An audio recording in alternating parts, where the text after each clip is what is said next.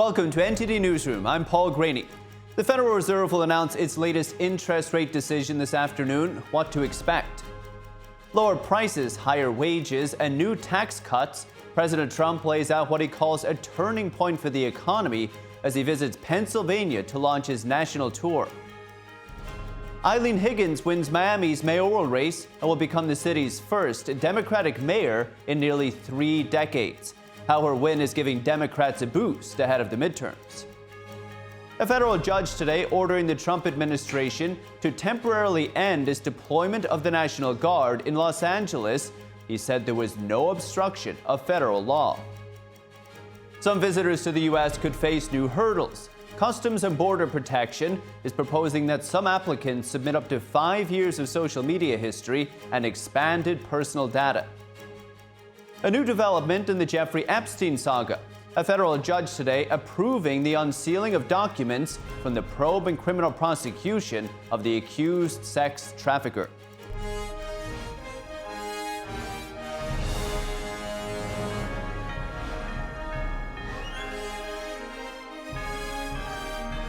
This is NTD Newsroom, live from our global headquarters in New York City. And President Trump is now talking to media at the White House. We're going to tune in. Mother who said, nope, he's going to be okay. His mother was the most positive person. And could be that she'll be right. It's pretty amazing. Made progress. It was, both of them were so badly hurt, we never thought that one could survive. So it looks like Andrew's doing pretty well. Mr. President, has Secretary Hexon told you why he hasn't released the video of the second strike? No, he hasn't told me. I thought that issue was dead. I'm surprised you bring it up. You must be CNN. Lawmakers are still talking about it on the Hill. Are you CNN? I am with CNN. Oh, gee, I'm shocked to find out. But lawmakers are still talking about it on the Hill. Well, I'll tell you, I don't know about lawmakers. Which lawmakers you're talking about? Mostly Democrats have been talking about trying to release it. I mean, the people that you work for, the Democrats? You know you work for the Democrats, don't you? You're basically an arm of the Democrat Party. Thank you very much, everybody. I appreciate it. Thank you. Thank you very much. And that was President Trump with some cabinet members and business leaders. Covered a lot of stuff. He said that he spoke to European leaders about Ukraine. He didn't go into details, but highlighted recent corruption problems in Ukraine and asked when there would be another election in the country. There hasn't been one since the war began. He also said he's not worried about recent election losses in Miami and elsewhere, but he did acknowledge that the president's party often does poorly in midterm elections, but he said the Republicans should still win. And finally, Trump said that he assumes the U.S. will keep the oil in the massive Venezuelan tanker it just seized. Now, if you haven't kept up with that, the U.S. has seized a large oil tanker off the coast of Venezuela, with President Trump confirming this during a roundtable this afternoon. He said it was one of the largest tankers ever seized. The move could escalate tensions between Washington and Caracas. President Trump has ordered a massive U.S. military buildup in the region. Now, this includes an aircraft carrier, fighter jets, and tens of thousands of troops. Oil exports are Venezuela's main source of revenue. The country exported more than 900,000 barrels of oil per day last month. Oil prices rose in response to news of the tanker seizure. We'll keep you updated, as always. And that the seizure of that tanker comes as the Nobel Committee held its award ceremony today for its renowned Peace Prize given this year to the Venezuelan opposition leader. Our Washington correspondent Luis Eduardo Martinez has more. The presidents of Panama, Paraguay, Ecuador, and Argentina, alongside several U.S. lawmakers, traveled to Norway to accompany the Venezuelan opposition leader in this year's award ceremony for the 2025 Nobel Peace Prize.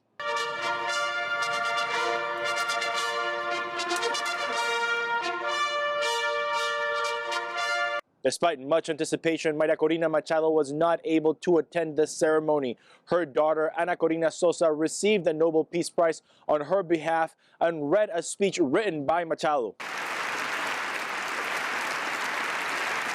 During the past 16 months in clandestinity, we have built new networks of civic pressure and disciplined disobedience, preparing for Venezuela's orderly transition to democracy. This prize carries profound meaning. It reminds the world that democracy is essential to peace. The 2025 Nobel Peace Prize and the support from presidents from the region have highlighted the oppression and the crimes of the Maduro regime in Venezuela. Your power is not permanent. Your violence will not prevail over people who rise and resist.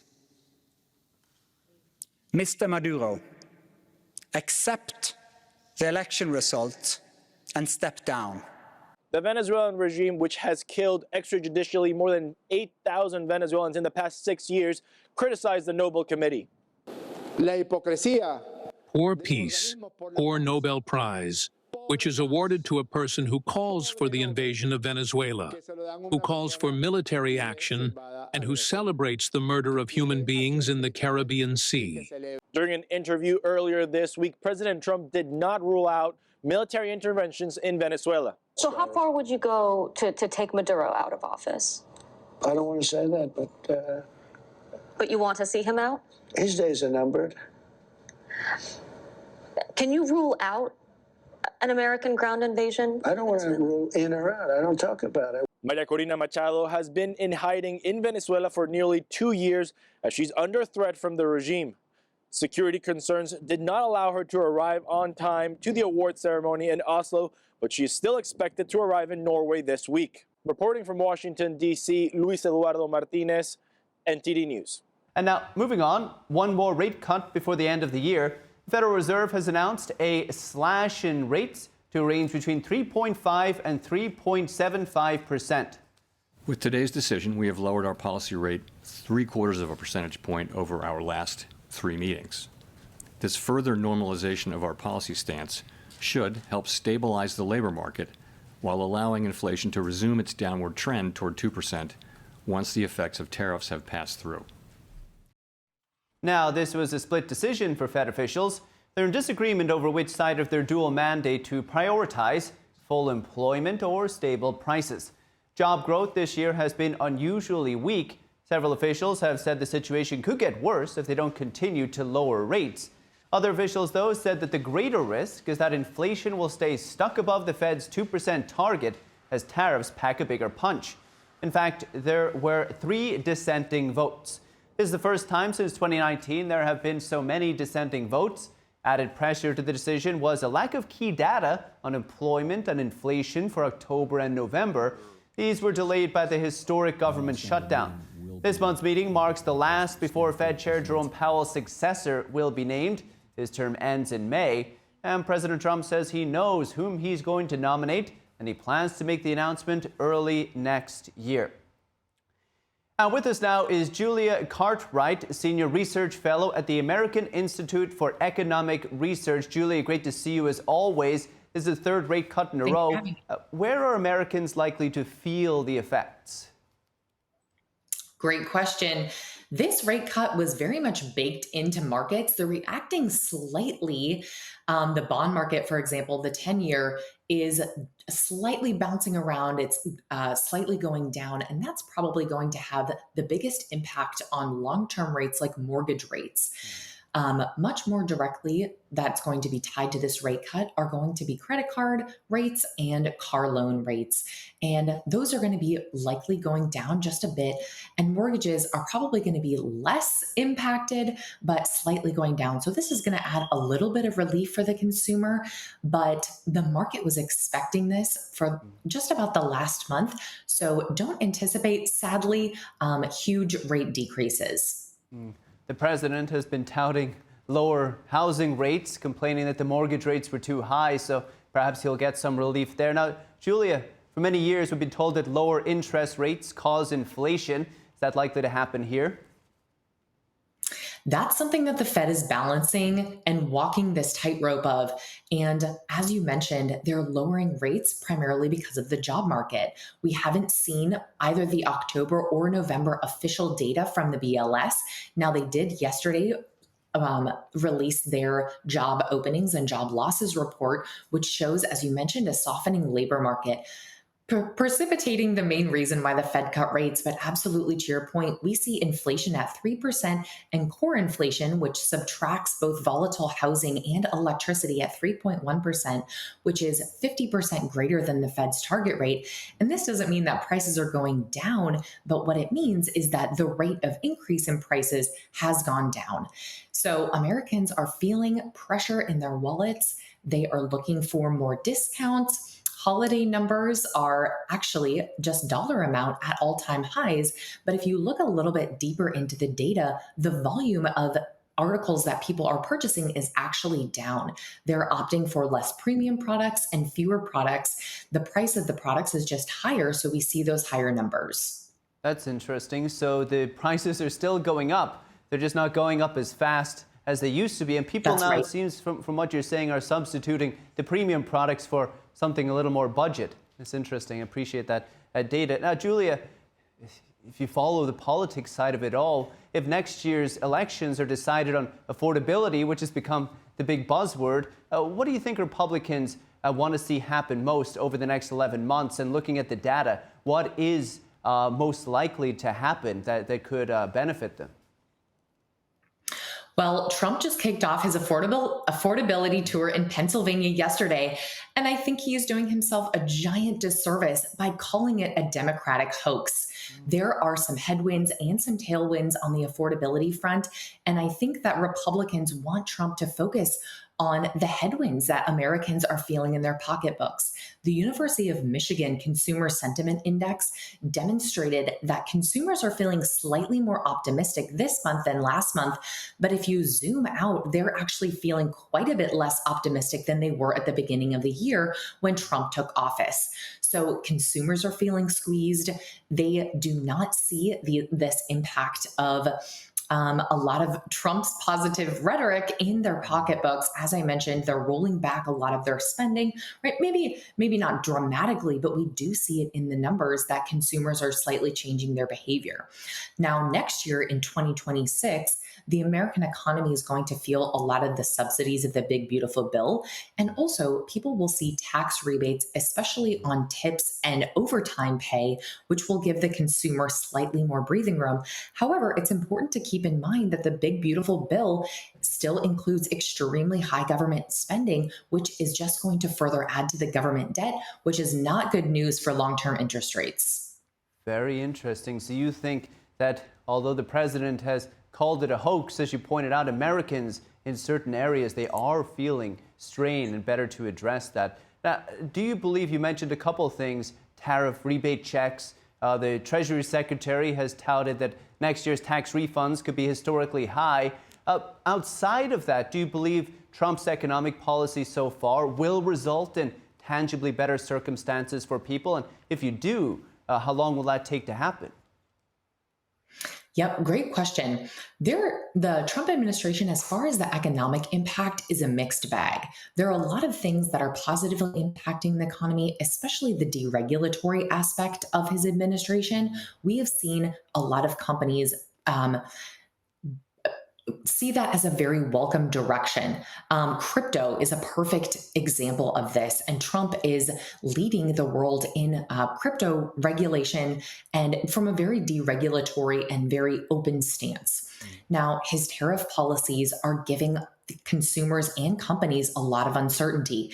And there have been a mixed bag of what the Trump administration has given for the justification for these tariffs. However, I think that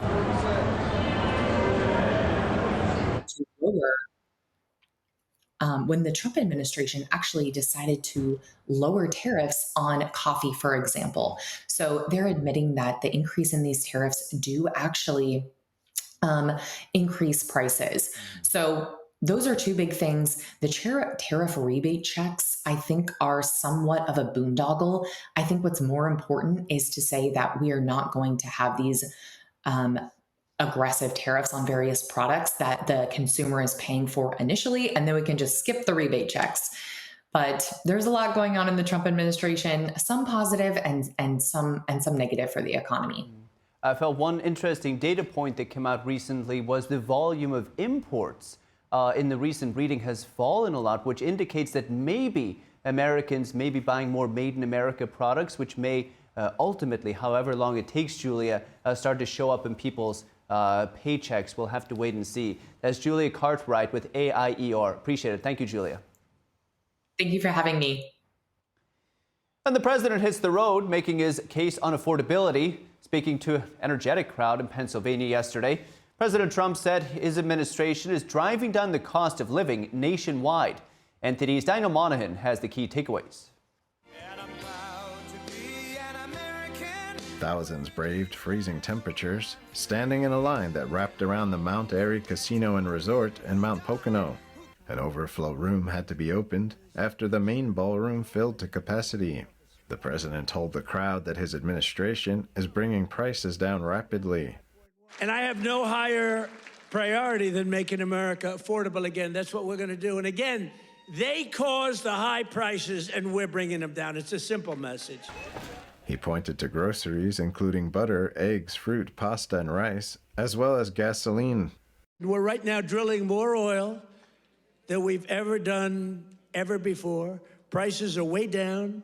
We just had 4 states. It was just reported that 4 states had $1.99 a gallon. Right?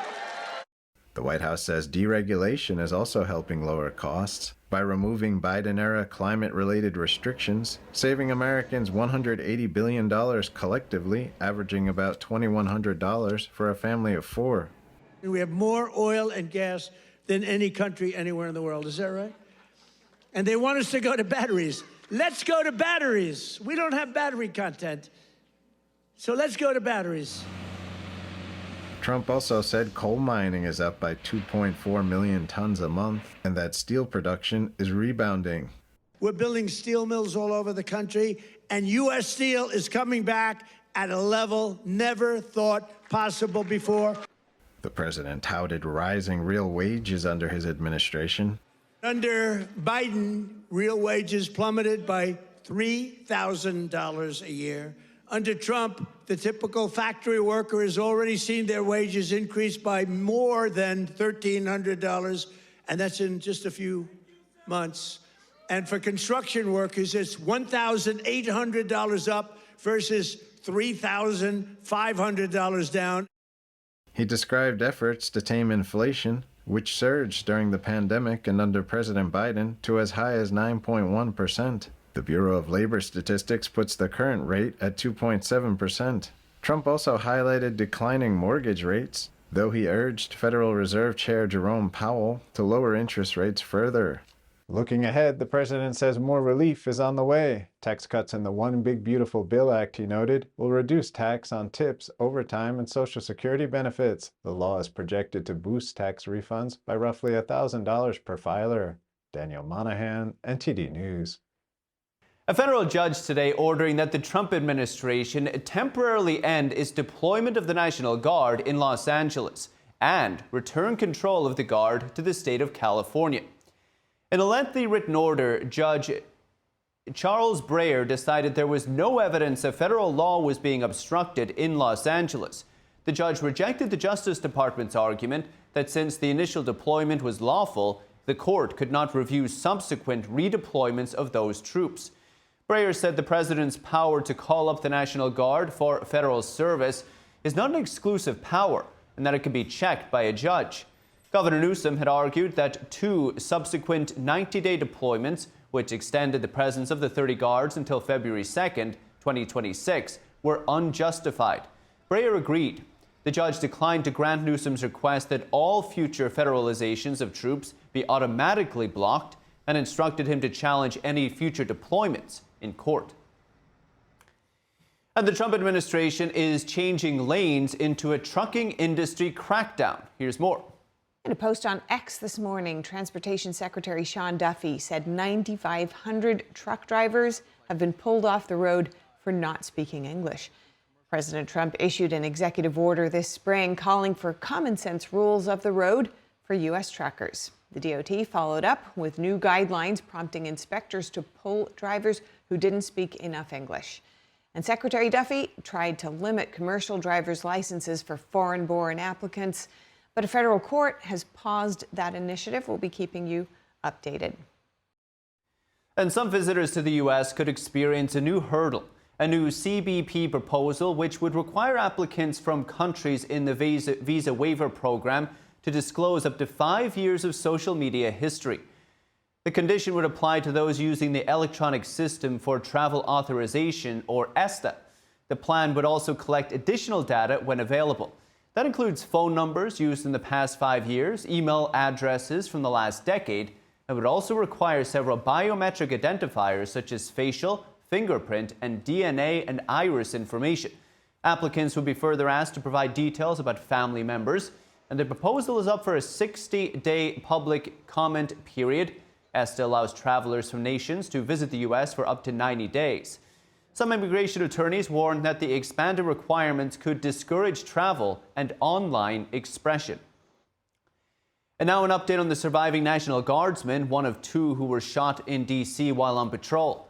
President Trump said yesterday the injured man is progressing in his recovery. And today I got a call that he got up from bed. Do you believe that? He got up. He got up.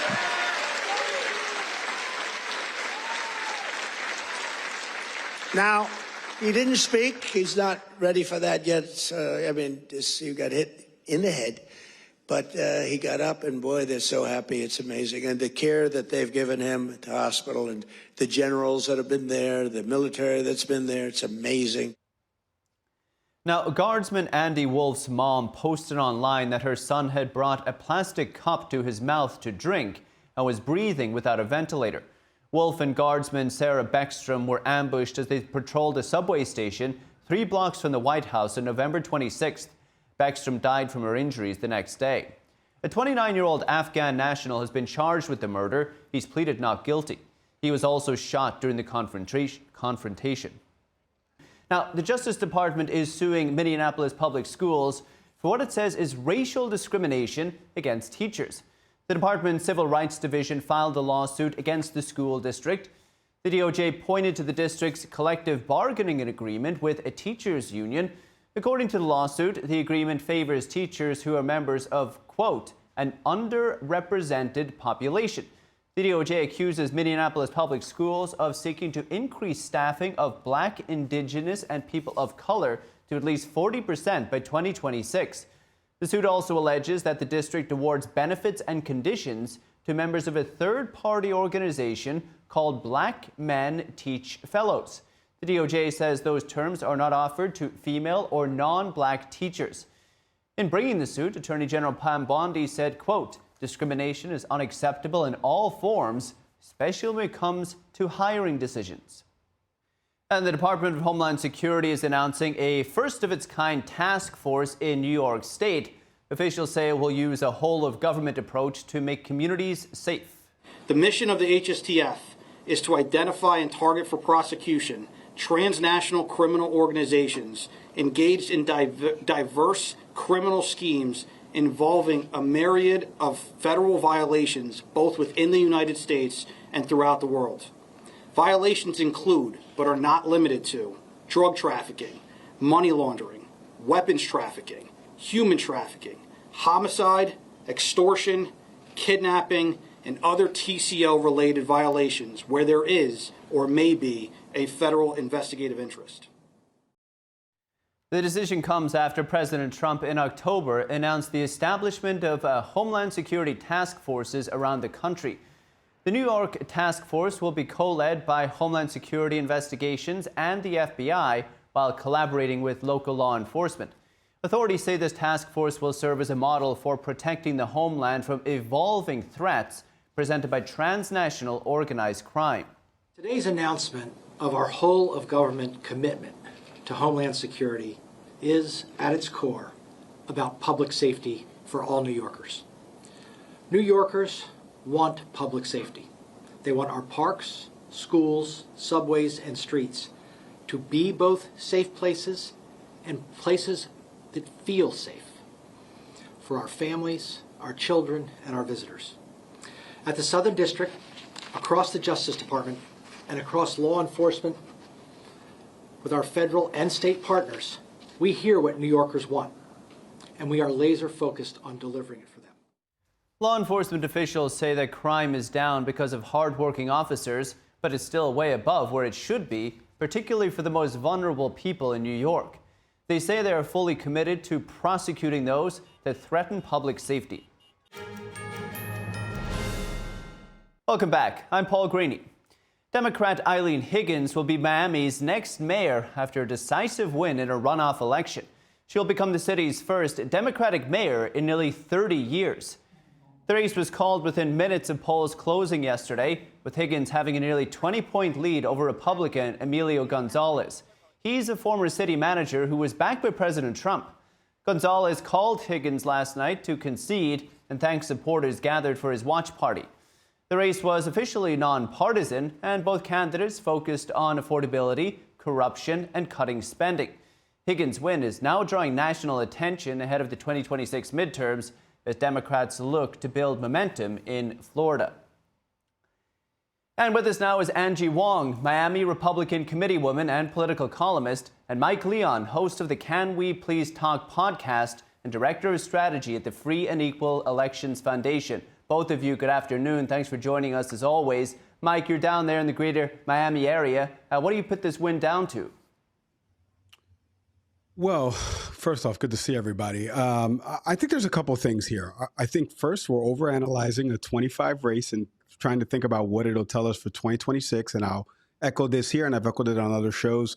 We don't know what voters will be thinking in 2026, so we can't really look at that. That's number one. Number two, the Miami mayor's race is really a small sliver of Miami. I think people don't understand that don't live down here. I know Angie knows this, and she's going to be nodding along, right? Because Danielle Cava is the Miami-Dade County mayor. This is the Miami mayor, which is a smaller section where are some of the towns that are included. Like, I don't live in the Miami mayor area. I live in Kendall, right, for example. So the voter turnout is the third thing I would look at this, Paul, right? Like, there's a small amount of people that voted in this process, maybe 39,000 people overall, with respect to all the registered voters. Like, it's just a small sliver and it's a small sample, but I know the big significance is that there hasn't been a Democrat elected here in over 30 years in that position itself. So I think there's a little over magnification, but as to your overall question of why she won, I think there's a myriad of factors, obviously the affordability and things like that, but I also think the low voter turnout, this, non-election cycle, this is a special runoff that a lot of people didn't know about down here.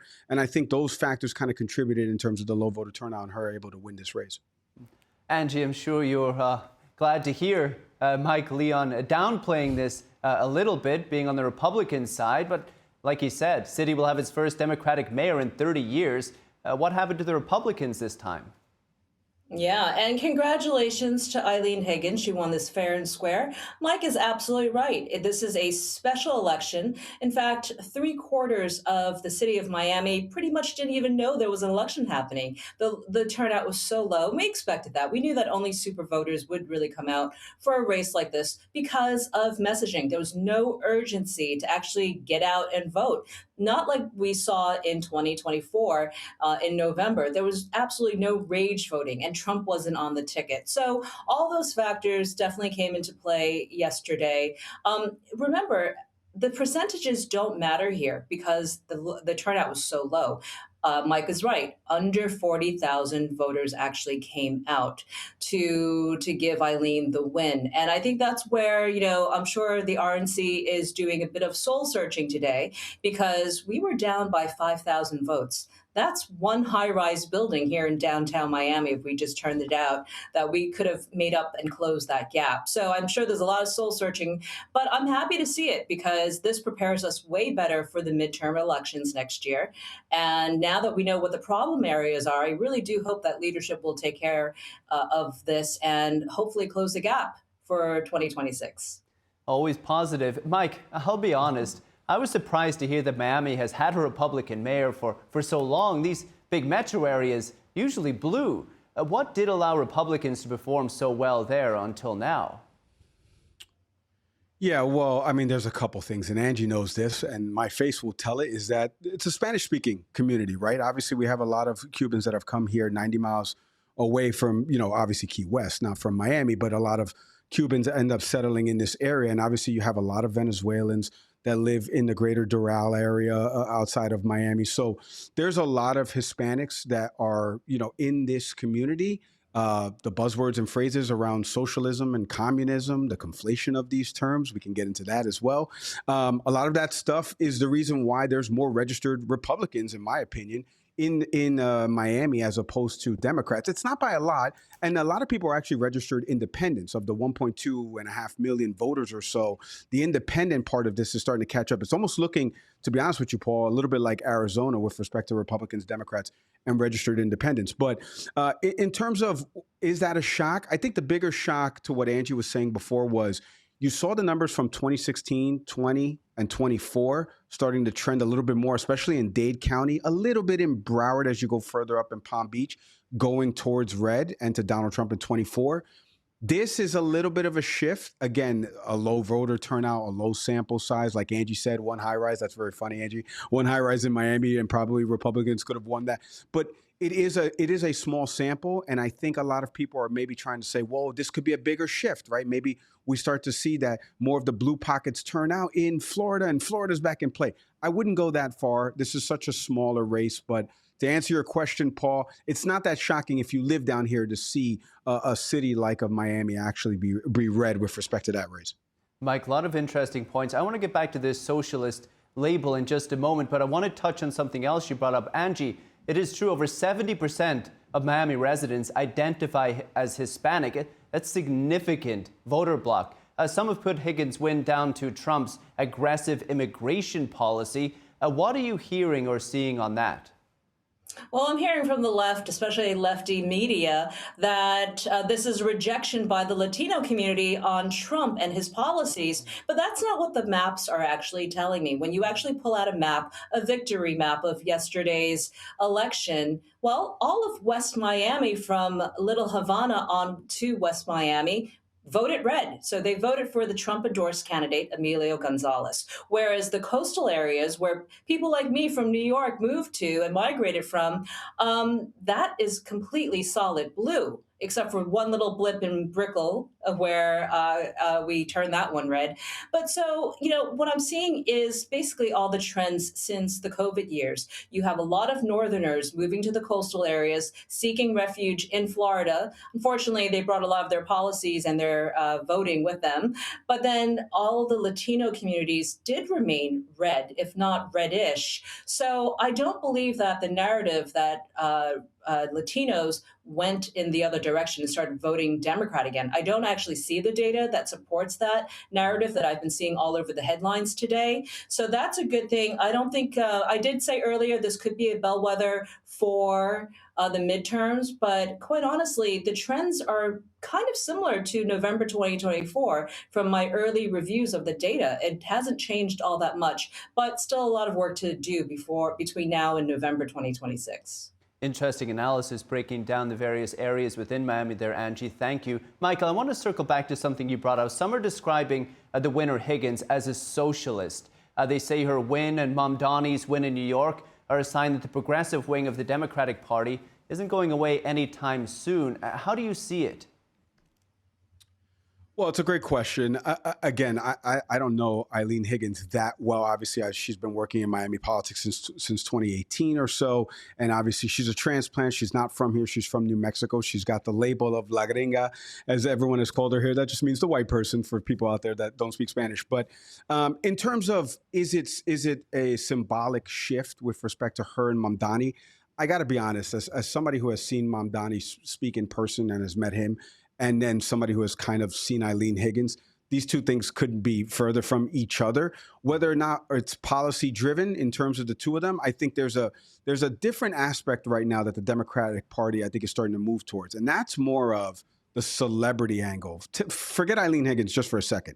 If you look at what Jasmine Crockett now running in the Senate race, if you look at who she's going to be running against in the Democratic primary with James Tallarico, he went on Joe Rogan's show and did really well and impressed a lot of different people with respect to his policies. Then you look at Mamdani as well and the crowds that he was turning out with respect to the New York City mayor's race. I think the celebrity angle of it is starting to really carry the Democratic Party. I think they're starting to shift more into that. Who are the people that can actually shift and do things like that? Higgins was kind of a little bit of an outlier, but I think one of the things that I took away that I thought was really cool, and Angie, I don't know if you'll agree with this, Emilio Gonzalez said yesterday when he called her in the concession, he's like, I want to help you. We're going to be here to help you.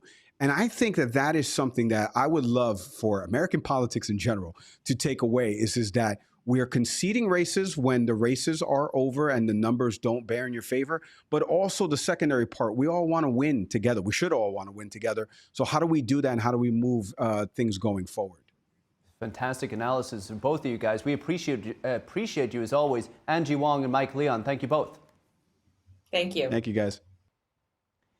And Secretary of Agriculture Brooke Rollins announcing an initiative today promoting regenerative agriculture. Rollins said the department would invest $700 million into the program.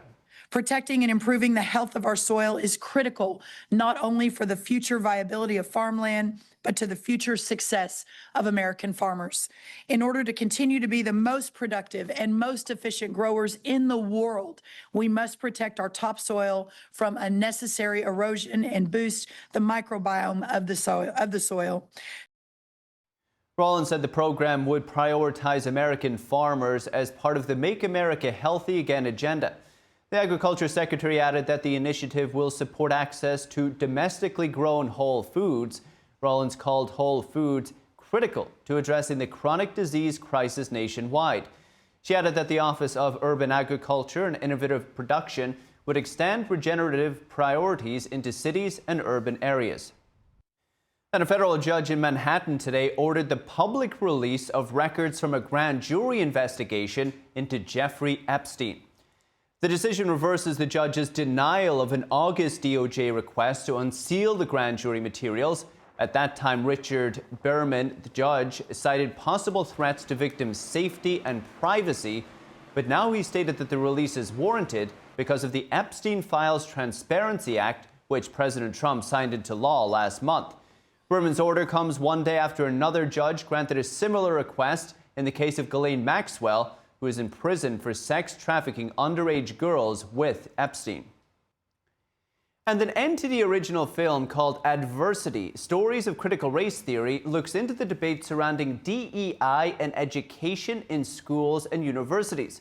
Joining us now is director Daniel Hole to tell us more about the film. Daniel, great to see you. It's been too long. What did you find out by making this great documentary? Hey, Paul, it's great to see you too. Well, I found out just like one story ago, you were talking about in Minneapolis, how certain people are being hired on certain conditions. And that's kind of what this documentary is about. Not about that specific topic, more about focused on what children are learning in their schools. So to give you an example, there's people talking about what did my daughter coming home from school and hearing, oh, all people of color are discriminated against. All women are discriminated against. Of course, this is one example. I'm not saying this is happening in every school, but one of the speakers talks directly about this experience, about what her daughter told her one day after school. The question, what did you learn in school today? And that's what she said. And that is what we're trying to talk about in this documentary. What is critical race theory? Where does it come from? What does it do? How is it applied? And in a more important sense, how are people opposing it? At what age are kids being taught this from in your research? Well, I'm not going to act like I'm the expert. The real experts are in the film, and so that's another reason to watch it and not me. It's because you want to hear from the experts. But they've said all the way from first grade through high school in terms of applying the principles of it. Now, one of the big debates I've heard before is that people will, in support of critical race theory, would say it's not taught in school. I have a whole section dedicated to that in this documentary, that CRT is not taught in school.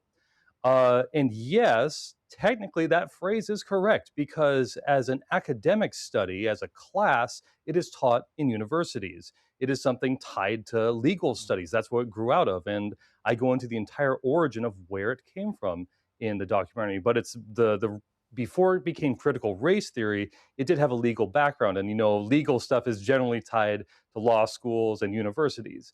But the important thing is that principles concepts informed by critical race theory are being applied in a society-wide sense, whether it's to a first grader, to a high school student, or even to companies or roles of employment, like that story just now about only hiring a certain group of people.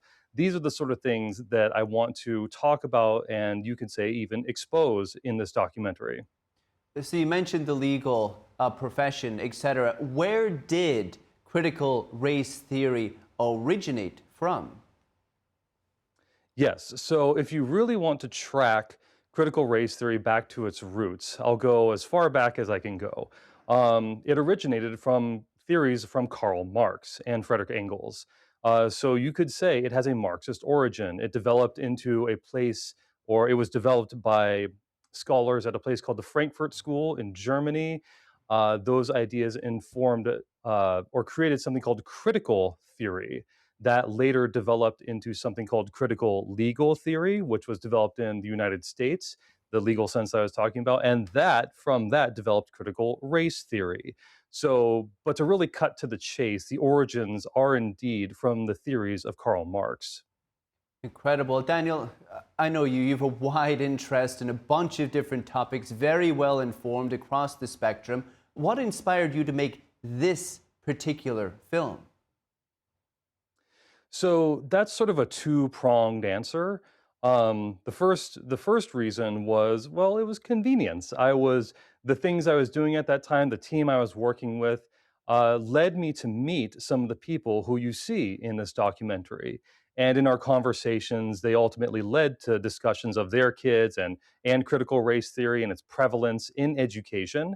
And then I thought, wow, I'm meeting a lot of people who are discussing this sort of thing. That seems like a pretty good basis for starting a documentary on. So that was one reason. And the other reason is much more personal. So for example, my son, my second child, was born just 1 month ago. So I have a 1-month-old and and that makes me think about school. I also have a 4-year-old and she's about to go into kindergarten. And any parent out there knows that when you've got a kid, you start thinking about, where are they going to go to school? Am I in a good school district? And if you inform things by your own history, like if you're my age, you're thinking, oh yeah, school was what it was. There wasn't really anything political about it. Right. Using that reference point doesn't really work anymore. A lot of public schools, from what I found, do include things like this. They are just very subtly including like this sort of education. And before I made the documentary, I thought to myself, I could go about this for my own family and, find a solution that works for my daughter, for my son now. And I could just do that. Or, based on all these people I've met, I can do something broader for the rest of the country, for other people to know, oh my goodness, this is what I could do instead. Very noble of you. Daniel Hall, we appreciate it. And you can watch Adversity, Stories of Critical Race Theory on Epoch TV and Vimeo. Daniel Hall, thank you so much for your time. Talk soon. Thank you, Paul. And European nations signed a declaration calling to end the use of human rights laws to prevent the deportation of foreign criminals, saying current laws are outdated and no longer work in an era of mass migration. Here's more from NTD News' international correspondent, Malcolm Hudson. Governments from 27 of the 46 Council of Europe member states are calling for European human rights laws to change. They seek to address issues within the framework which have interfered with the ability of states to deport foreign criminals and other immigrants in an era of mass migration.